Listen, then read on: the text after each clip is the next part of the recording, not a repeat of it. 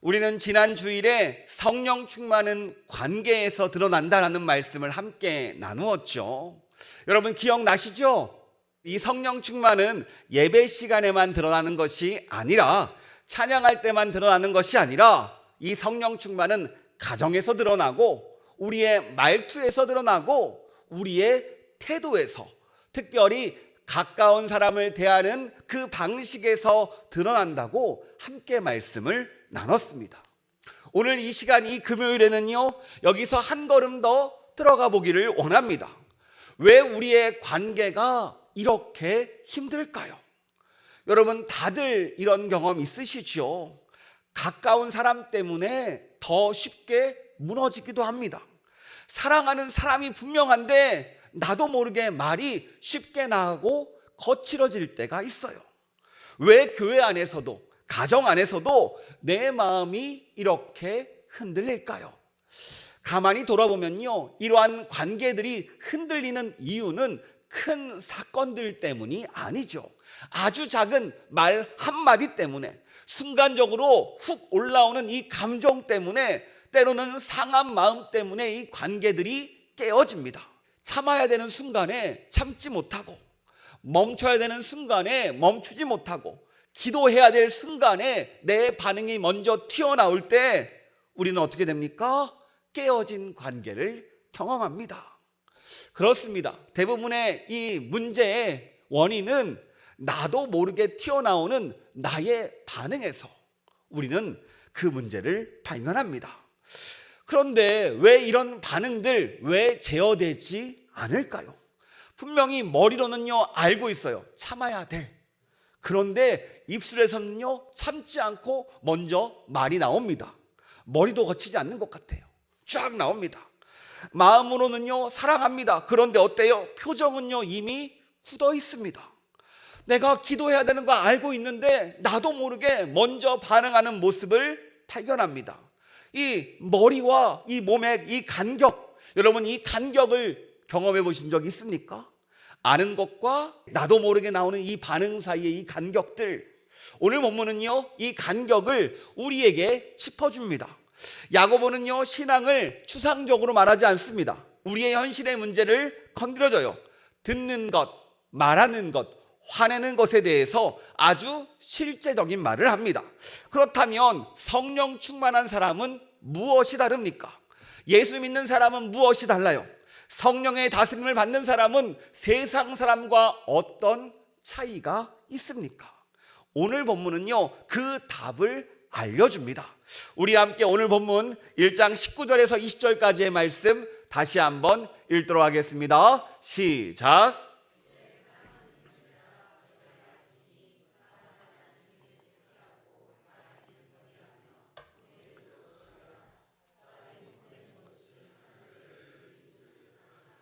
아멘. 본문이 말하죠. 듣는 것이 다르대요. 말하는 것도 다르대요. 화나는 모습도 다르답니다. 이게 바로 성령 충만한 사람의 모습입니다. 그런데 왜 우리는 이게 잘 안 될까요? 오늘 말씀을 통해서 하나님이 우리의 입술을 만져주시고 우리의 마음을 새롭게 하시고 특별히 내 반응을 다스려 주시는 그 성령의 인도함을 경험하는 이 저녁 되기를 축복합니다. 정말로 주님께 부탁할 때, 내 문제를 올려드릴 때 하나님께서 들으시고 받으시고 우리의 삶 가운데 응답할 줄 믿습니다. 이 놀라운 은혜를 경험하는 우리가 될 줄 믿습니다. 그래요, 우리는 방금 이 간극, 아는 것과 나도 모르게 나오는 이 반응 사이의 이 간격, 이것에 대해서 우리가 나눴습니다. 그렇다면 이 간격이 왜 발생할까요? 아주 단순한 이유죠. 우리의 반응이 내 생각보다 빠르기 때문입니다. 생각이 말을 따라가지 못해요. 이 기도가 반응을 따라가지 못합니다. 이 사랑이 감정을 따라가지 못하는 거예요. 그러니까 마음과 정반대의 행동들이 튀어나온다는 거예요. 그래서 야고보는요 오늘 본문 19절에서 이렇게 이야기합니다. 19절 하반절이 이렇게 나오죠. 사람마다 듣기는 속히 하고 말하기는 더디하며 성내기로 더디하라. 야고보는 먼저 잘 말해라고 이야기하지 않습니다. 먼저 화내지 말라고 이야기하잖아요. 먼저 무엇을 얘기합니까? 잘 들어라. 듣기는 속히 하고 이야기를 우리에게 하고 있습니다. 왜 그렇습니까? 우리의 관계의 대부분의 문제는 말을 못해서 생기는 문제들이 아니라 말을 듣지 않고 반응해서 생기는 문제이기 때문입니다. 상대방이 말을 끝내기도 전에 우리는 판단이 끝났습니다. 설명을 다 듣기도 전에 우리는 벌써 서운해합니다. 상대방의 의도를 확인하기도 전에 우리의 표정이 먼저 굳어갑니다. 특히 한국말의 특징이 있죠. 말을 끝까지 들어봐야 한다. 말을 끝까지 들어야 뒤에 결론이 나오잖아요.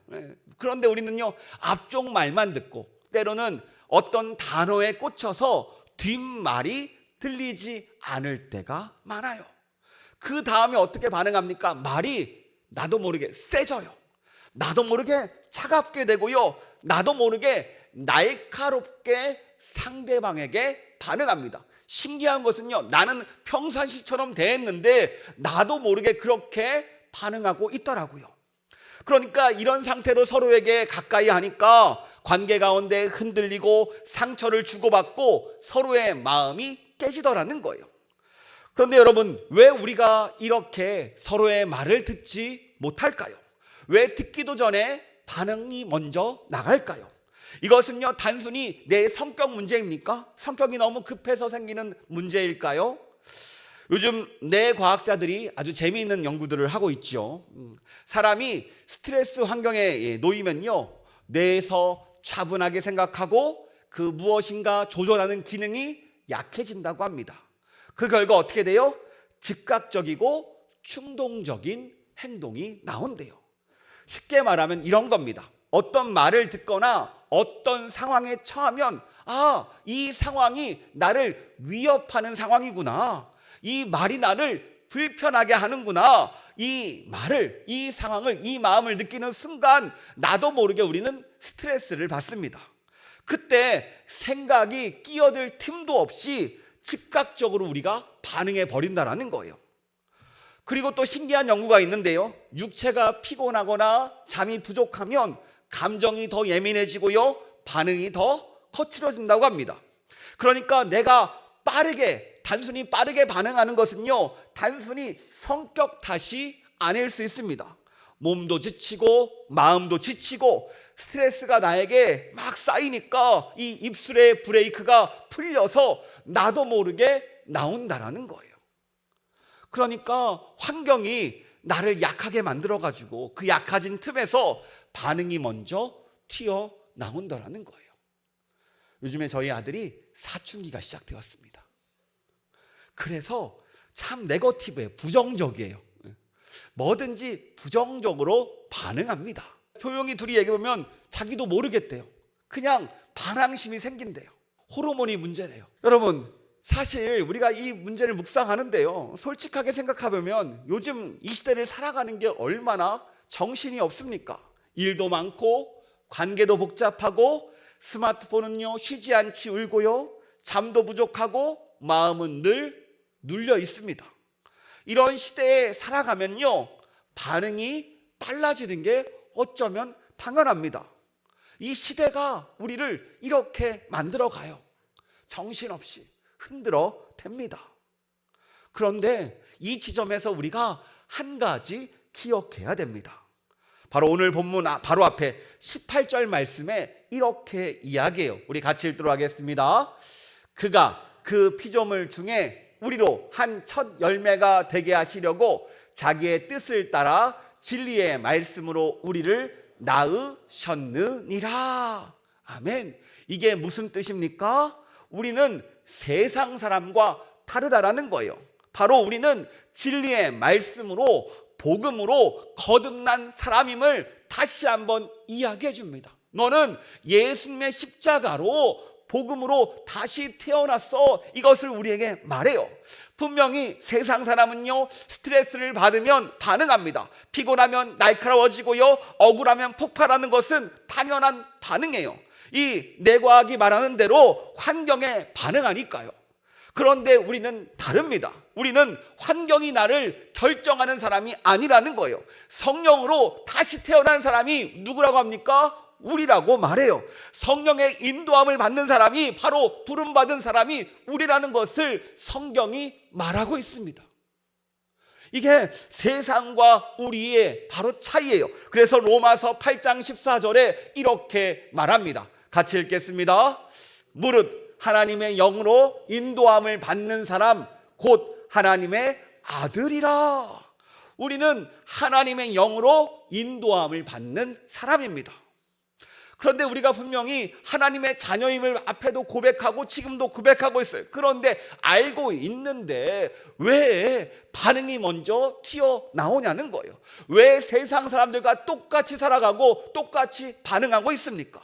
똑같이 화도 내고요, 똑같이 말로 쏘아붙이고요, 똑같이 관계 가운데 무너집니다. 똑같이 피곤하면요 날카로워지고요, 똑같이 스트레스 받으면요 같이 폭발합니다. 또 억울하면 세상과 똑같은 반응이 올라와요. 그래서 오늘 이 저녁 주님께서 우리에게 물으십니다. 너는 하나님의 자녀야. 그런데 왜 세상 사람들하고 똑같이 반응하니? 너는 진리의 말씀으로 새롭게 태어난 자녀야 라고 우리를 향해 말씀하십니다. 여러분, 우리가 이 질문 앞에 다시 서는 이 시간 되기를 원합니다. 내 반응, 내 말투, 내 감정이 정말 하나님의 자녀답습니까? 당당하게 나는 하나님의 아들이야, 하나님의 딸이야 라고 말할 수 있습니까? 아니면 세상과 똑같습니까? 이 저녁 이 질문 앞에 당당히 서서 나를 돌아보는 이 시간 되기를 원합니다. 그리고 여기서 우리는요 분명히 짚고 넘어가야 될 것이 있습니다. 여러분, 화내는 것이 죄입니까? 어떻게 생각하세요? 화내는 감정 자체가 죄일까요? 어떻게 생각하십니까? 아니지요. 여러분, 성경을 보시면 예수님도 분노하셨습니다. 성전에서 장사하는 이들을 보면서 상을 엎으시고 채찍을 만들어서 내쫓으시죠. 하나님께서요 불의를 보시며 진노하십니다. 죄에 대해서도 분노하세요. 성경을 보면요 이러한 모습들이 드러납니다. 그러니까 이 분노라는 감정 자체가 죄는 아니라는 거예요. 우리가 화가 난다고 해서 또 감정이 든다고 해서 이 모습이 죄로 확정되는 것은 아니라는 거예요. 그렇다면 무엇이 문제입니까? 문제는 그냥 이 감정이 아니라 내 분노가 문제라는 거예요. 따라해 볼까요? 내 분노가 문제다. 내 안에서 나오는 분노가 문제라는 거예요. 자존심 상해서 나오는 이 화들, 뜻대로 되지 않아서 억울한 화들, 기분이 나빠서 나오는 이 화내는 것들, 이 분노가, 내 분노가 문제가 된다는 겁니다. 야고보는요 20절에서 아주 분명하게 말합니다. 우리 20절 말씀 같이 읽도록 하겠습니다.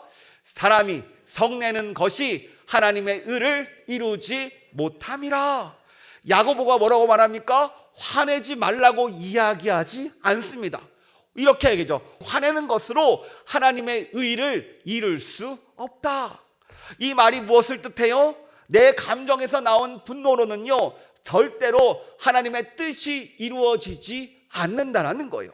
그러니까 내가 화를 내가지고 사람을 변화시킬 수 없습니다. 내가 화를 내가지고 관계를 회복시킬 수도 없습니다. 내가 화를 내면서 자녀를 세울 수도 없고요, 내가 화를 내면서 공동체도 세울 수 없고요, 내가 화나는 모습으로 하나님 나라도 세울 수 없다라는 겁니다. 분노로는요 아무것도 이루어지지 않습니다. 여러분 어때요? 이 저녁 솔직하게 한번 돌아보기를 원합니다. 한번 생각해 보세요. 부부 사이에 말다툼을 합니다. 끝까지 서로 말꼬리를 물어들으면서 이렇게 이야기해요. 그것 봐, 내가 하는 말이 맞지? 라면서 한 명이 이겼습니다. 자, 그렇다면 이 말싸움에서 이긴 사람이 무엇을 얻었습니까? 하나님의 일이 이루어졌습니까? 아니면 관계가 더 회복되었습니까? 아니죠. 관계는 더 차가워지고 여전히 문제예요. 자녀에게 큰 소리로 혼냅니다. 그렇다면 이 자녀가 하나님께 더 가까이 나가요? 자녀의 마음의 문이 확 열립니까? 아니죠. 오히려 마음의 문이 닫힙니다. 직장의 이 후배에게 막 쏟아붓히면 어때요? 복음이 전해집니까? 아니면 정말로 저 사람이 크리스찬이냐고, 어떻게 저럴 수 있냐고 이런 말을 듣겠습니까? 또 교회 안에서 나의 서운한 말들을 상대방에게 쏟아냈을 때 이 공동체가 세워집니까?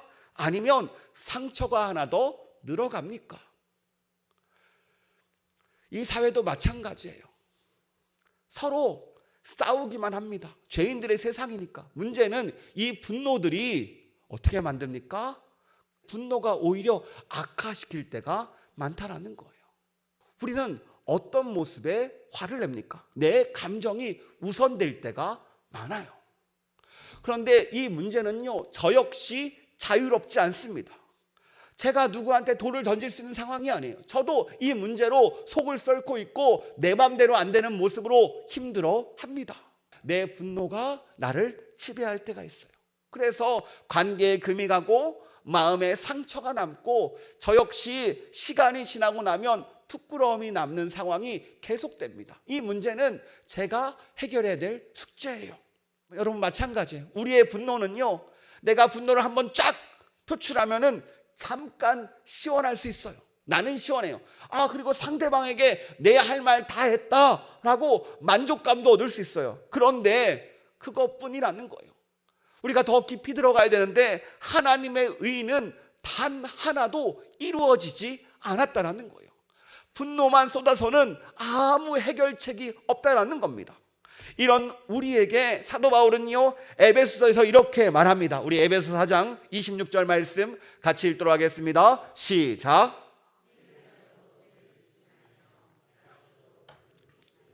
아멘. 사도 바울은요, 분노 자체를 금하지 않죠. 분을 내어도 화를 낼 수 있다는 겁니다. 죄를 짓지 말며 해가 지도록 분을 품지 말고. 이 말이 참 중요합니다. 이 분노라는 것은요, 내 안에 오래 간직하면 간직할수록 나를 망가뜨려요. 하루를 품으면 이 분노가 내 마음에 쓴뿌리가 됩니다.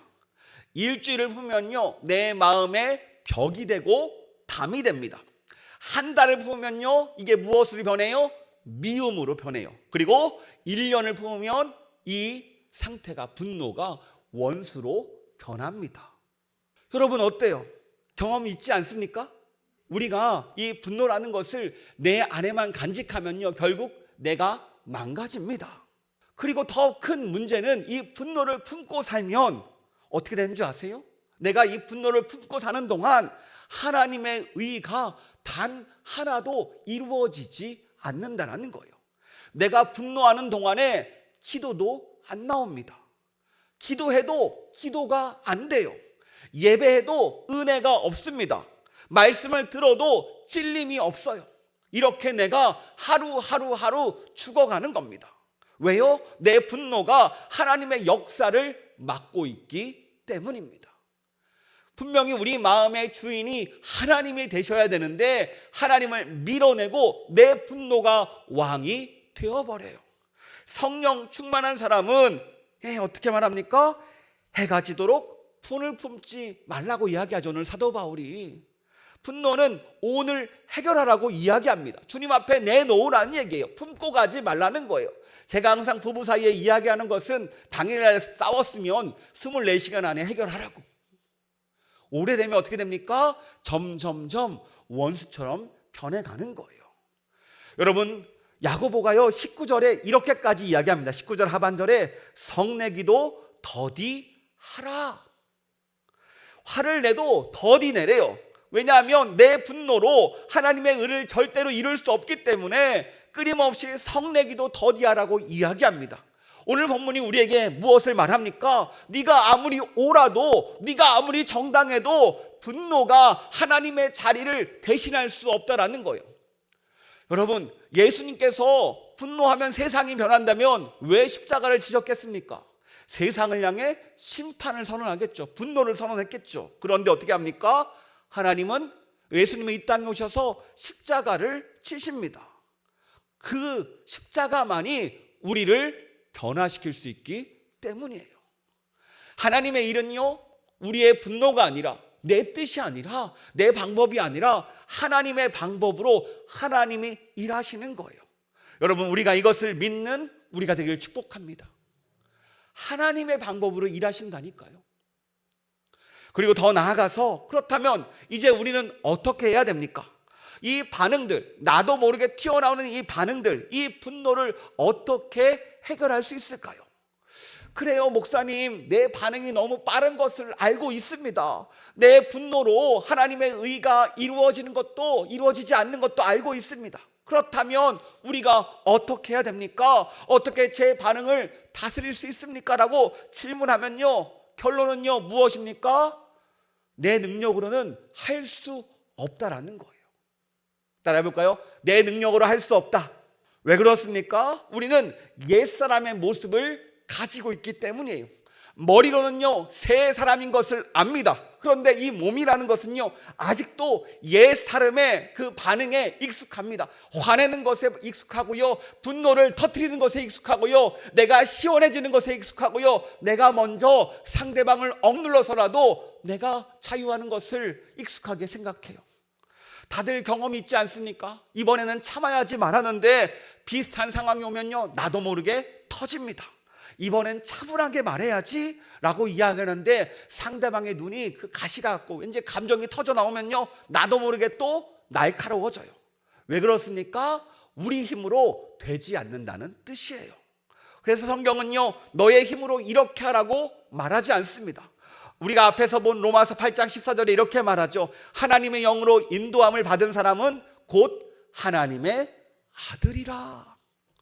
너희는 하나님의 영으로 인도함을 받는 사람이야. 성령의 인도하심으로, 성령의 다스림으로, 성령의 능력으로만 변할 수 있다라고 우리에게 말합니다. 분명히 내가 알고 있는데 내가 반응하지 못하는 이 간극, 이 간격에 대해서 오늘 말씀을 이야기합니다. 이 간격을 어떻게 메울 수 있을까요? 여러분, 오늘 이 저녁 잘 나오셨습니다. 이 간격을 메울 수 있는 방법은 오직 기도밖에 없습니다. 성령의 인도하심으로 이 아는 것과 행동하는 것이 일치가 되는 거예요. 반응이 나가기 전에, 말이 튀어나가기 전에, 분노가 터지기 직전 그 짧은 그 간격, 그 한 호흡의 자리에서 우리는 어떻게 됩니까? 성령님께 맡기는 거예요. 그 순간, 화가 올라오는 순간, 주님 어떻게 해야 될까요? 주님, 이 마음 어떻게 합니까? 지금 화가 나는데 주님 도와주세요. 그 딱 한 번의 호흡, 딱 한마디의 기도가 그 간격을 메운다라는 거예요. 이 한 호흡이 내 반응을 다스리는 자리가 됩니다. 성령 충만은 계속 이야기하죠. 성령님의 다스림을 받는 것이다. 우리가 어떻게 다스림을 받습니까? 성령님께서 나와 함께 하심을 기억하는 거예요. 내 성령님께서 내 앞에 계시다, 내 옆에 계시다 묻고 질문할 때 우리는 이 간격을 채울 수 있습니다. 여러분, 이것을 경험하는 저와 여러분 되기를 축복합니다. 그렇다면 오늘 우리는 무엇을 맡겨야 될까요? 우리 19절 말씀 다시 한번 볼까요? 같이 읽겠습니다. 사람마다 듣기는 속히 하고 말하기는 더디하며 성내기도 더디하라. 19절 말씀에 세 가지를 말합니다. 듣기, 말하기, 성내기. 이 세 가지를 집중적으로 맡기기를 원합니다. 첫째, 내 귀를 주님께 맡깁시다. 그러니까 성령 충만한 사람은 먼저 듣는 사람이에요. 여러분, 듣는데 이상한 말을 하고 어색한 말을 하면 어떻게 됩니까? 나도 모르게 끊고 싶어져요. 그럴 때 우리는 어떻게 해야 됩니까? 기도해야 됩니다. 성령님, 제가 참고 듣게 해주세요. 그리고 저 말에 담긴 마음을 알려주세요. 저 사람의 말을 끝까지 듣게 해주세요. 저에게 들을 귀를 주셔서 저 사람이 하고 싶어하는 그 말을 캐치할 수 있게 해주세요. 왜냐하면 성령님께서 들을 귀를 주셔야 우리가 들을 수 있기 때문입니다. 그리고 그 말을 다 들었을 때 우리의 관계는요, 반드시 회복되고 살아납니다. 이것을 경험하는 우리가 되길 축복합니다. 둘째, 내 입을 주님께 맡깁시다. 다윗이요, 이렇게 기도합니다. 우리 시편 141편 3절 말씀 우리 세 번역으로 한번 읽도록 하겠습니다. 시작.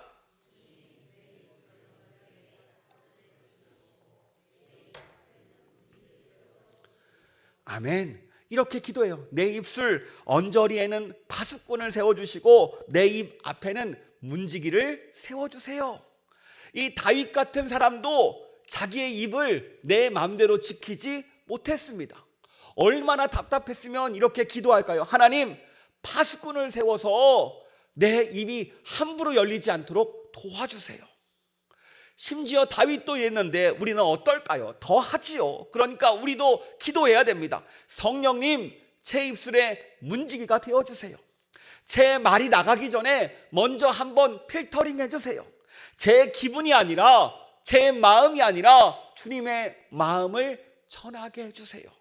이 기도가 나갈 때 우리의 말이 변할 줄 믿습니다.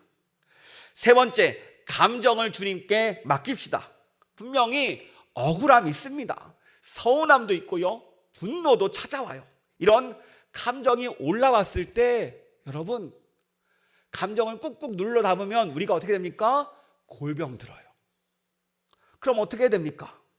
이 감정을 억누르지 말고, 사귀지 말고, 이 감정을 어떻게 해야 돼요?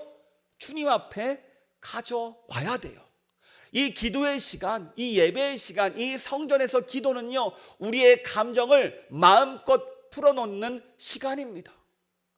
혹시 주변에 사람이 있어서 불편하면 자유롭게 사람 없을 때 찾아오세요. 그리고 기도하세요. 그 마음을 쏟아놓으세요. 우리가 이 기도라는 것이 우리의 감정의 출구가 되어야 됩니다. 사람에게 이 감정을 쏟아내면 어떻게 됩니까? 관계가 반드시 깨어져요. 요즘에 우리 SNS 많이 하죠. 오늘 뭐 기분이 안 좋다, 뭐 나쁜 일이 있었다라고 막 당당하게 써놓고 지나가서 보면 어떻게 됩니까? 그때 너무 내가 괜히 쓴 것 같아. 그때가 흑역사가 되고요, 부끄러움이 따라와요.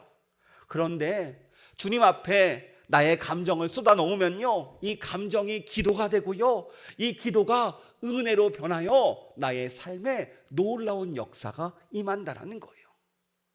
여러분, 이 세 가지, 내가 듣고 말하고 화내는 것들, 이 감정들 어떻게 우리 주님 앞에 맡길 수 있습니까? 이 저녁 찾아와 사는 것, 기도밖에 없습니다. 반응하기 전에 기도하는 것. 주님, 이 말을 하기 전에 한 번 더 생각해 보게 하세요. 주님, 이 감정 주님께 먼저 올려드립니다. 주님, 억울합니다. 이 마음 주님께서 알아주세요. 이 한마디의 기도가 나를 변화시킨다는 거예요. 이 한마디의 기도가 나를 더디게 만듭니다. 어쩌면 우리는 삶 가운데 기도를 잃어버려서 우리의 반응이 먼저 튀어나올지 모릅니다. 여러분, 오늘 말씀은 우리에게 말합니다. 그래, 딱 한마디, 그 순간 한 호흡만 나에게 올려봐. 그러면 너의 반응이 달라질 거야. 성령님께서 너와 함께 하시는 걸 기억하고 성령님이 너를 다스리는 걸 기억할 때, 주님께 물을 때 그 짧은 그 순간 성령님이 찾아오셔서 내 귀를 열어주시고 내 입을 다스려주시고 내 감정을 다스려주신다고, 이것을 우리에게 약속하고 있습니다. 그러다 보면 어떻게 됩니까? 이렇게 성령님께 의지하면요, 19절 말씀 다시 한번 읽어볼까요? 이 말씀처럼 됩니다. 같이 읽겠습니다. 듣기는 속히 하고 말하기는 더디하며 성내기도 더디하라. 내 능력이 아니라 성령님의 능력으로 말씀대로 내 삶 가운데 이루어진다라니까요. 여러분, 듣다가 기도하니까 끝까지 듣게 됩니다. 말하기 전에 기도하니까 말이 천천히 나옵니다. 화날 때 기도하니까 마음이 진정됩니다. 이게 바로 성령 충만한 사람의 모습이라는 거예요. 그리고 주님의 자녀다운 반응입니다. 그래서 성령 충만한 사람은요, 먼저 성령님께 묻는 사람입니다. 그 묻고 답을 기다리는 그 순간, 그 짧은 기다림, 그 딜레이가 바로 말씀이 이루어지는 자리고, 그 딜레이가 하나님의 의가 드러나는 자리입니다. 오늘 금요일 이 저녁 우리가 모두 주님 전 앞에 나왔죠. 우리는요, 기도하기 위해서 이 자리에 모였습니다. 그러니까 오늘 우리의 반응을 주님께 맡겨드리기를 원합니다. 여러분, 혹시 가정에서, 혹시 오늘 일터에서, 오늘 삶의 자리에서 혹시 한 사람이 떠오르진 않으십니까? 그 사람 앞에서 무심코 던졌던 한마디, 무심코 나갔던 내 반응들, 나도 모르게 터져 올라왔던 그 분노들, 그 모든 것을 오늘 이 밤 주님께 내려놓기를 원합니다. 그리고 주님께 기도하기를 원해요. 주님, 내 귀를 주님께 맡깁니다. 내 입도 주님께 맡깁니다. 내 감정도 주님께 맡깁니다. 이렇게 기도할 때 이 저녁 주님께서 우리의 듣는 귀와 우리의 입술과 우리의 감정을 만져주시고 회복의 능력으로 함께할 줄 믿습니다. 이것을 경험하는 저와 여러분 되기를 축복합니다.